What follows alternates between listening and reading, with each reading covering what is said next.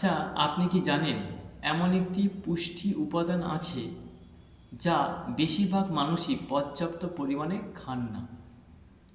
আর এই এই পুষ্টি উপাদানটি আমাদের শরীরের জন্য খুবই গুরুত্বপূর্ণ। সেই পুষ্টি উপাদানটি হচ্ছে ফাইবার।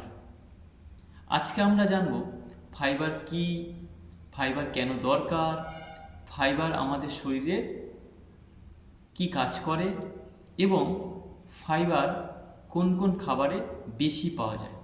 নমস্কার, আমি শিবু দাস। আমার ইউটিউব চ্যানেলে আপনাদেরকে স্বাগত।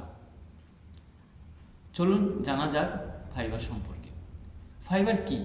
ফাইবার হচ্ছে এক ধরনের আঁশ যা আমরা বিভিন্ন খাবারের কাছ থেকে পাই, যেটা আমাদের শরীরে পরিষ্কার করতে কাজে লাগে। আমরা যেমন প্রতিনিয়ত খাবার পর হাত ধুই সাবান দিয়ে, সার্ফ দিয়ে, হ্যান্ড ওয়াশ দিয়ে, কারণ হাতে যাতে নোংরা না লেগে থাকে। তেমনি আমরা যে খাবারটা খাচ্ছি সেই খাবারটা আমার শরীরের মধ্যে ঢুকছে, তাহলে সেটাকে পরিষ্কার করবে। সেই পরিষ্কার করার কাজটাই আমার ফাইবার করে। তাহলে ফাইবার আমাদের শরীরে খুব গুরুত্বপূর্ণ একটা পুষ্টি উপাদান, যাকে আমরা প্রতিনিয়ত গুরুত্ব দেওয়া দরকার, কিন্তু আমাদের শরীরে আমরা বেশিরভাগ মানুষ গুরুত্ব দিচ্ছি না বা দিই না বা পারছি না। ফাইবারের কাজ কি? ফাইবার কি কাজ করে? ফাইবার মূলত প্রথম যে কাজ করে সেটা আমাদের খাবার হজম করতে সাহায্য করে। দীর্ঘক্ষণ পেট ভরা থাকার যে অনুভূতি সেটা বজায় রাখতে সাহায্য করে। আমার রক্ত পরিষ্কার করতে সাহায্য করে। আমাদের শরীরে সমস্ত বজ্র পদার্থগুলোকে ক্লিনজিং করতে সাহায্য করে। আমার পটি তৈরি করার জন্য ফাইবার খুব গুরুত্বপূর্ণ। ফাইবার আমার শরীরে প্রতিনিয়ত আমাকে যে স্বাস্থ্যকর খাদ্যাভ্যাস সেটা বজায় রাখতে সাহায্য করে। ফাইবার আমার শরীরে গ্লুকোজ লেভেলকে সঠিক রাখতে সাহায্য করে। এরকম অসংখ্য কাজ আছে যা আমার ফাইবার আমাকে অসম্ভব কাজ করতে সাহায্য করছে, যে কাজগুলি আমার অন্য কোনো পুষ্টি উপাদান করতে পারে না। আর আজকে এর জন্যই আমরা প্রচুর ধরনের সমস্যার মধ্যে ভুগছি। এবার চলুন জানা যাক ফাইবারের উৎস কোনগুলো।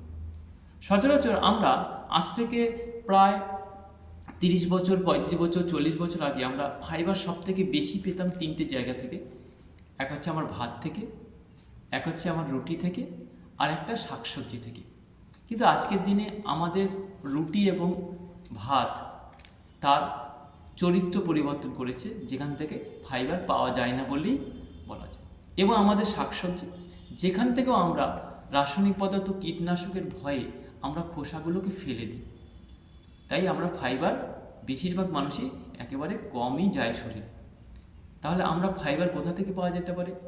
আপনার শাকসবজি, ফল, ডাল জাতীয় জিনিস, ওটস, ব্রাউন রাইস, লাল আটার রুটি, এই সমস্ত জিনিসগুলো থেকে আপনি ফাইবার পেতে পারেন।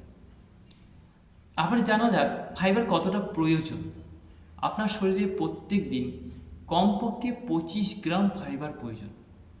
আর যদি বলেন সর্বোচ্চ 38 থেকে 40 গ্রাম। এটা নির্ভর করবে তার শরীর, তার কাজ এবং তার সমস্ত কার্যাবলীর উপর।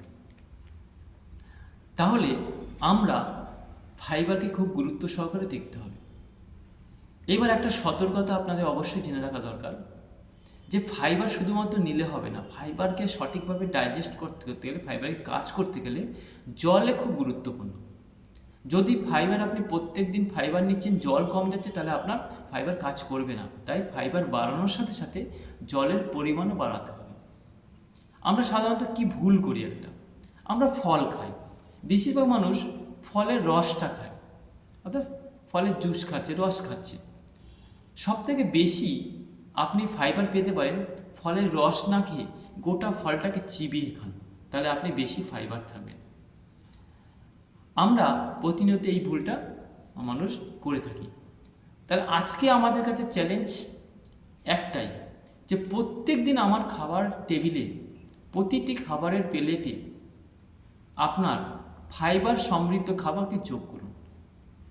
আপনার বিশেষ করে শাকসবজি, ফল, ডাল এই জাতীয় জিনিসকে আপনি আপনার খাবার টেবিলে রাখুন, যাতে করে আপনার এই ছোট্ট পরিবর্তন আপনার শরীরের পক্ষে একটা ভালো পরিবর্তন নিয়ে আসবে, বড় পরিবর্তন নিয়ে আসবে আপনার সুস্থতার ক্ষেত্রে। আমরা ফাইবার সম্পর্কে অনেক কিছু জানলাম, অনেক কিছু আমি আপনাদেরকে জানাতে সাহায্য করলাম।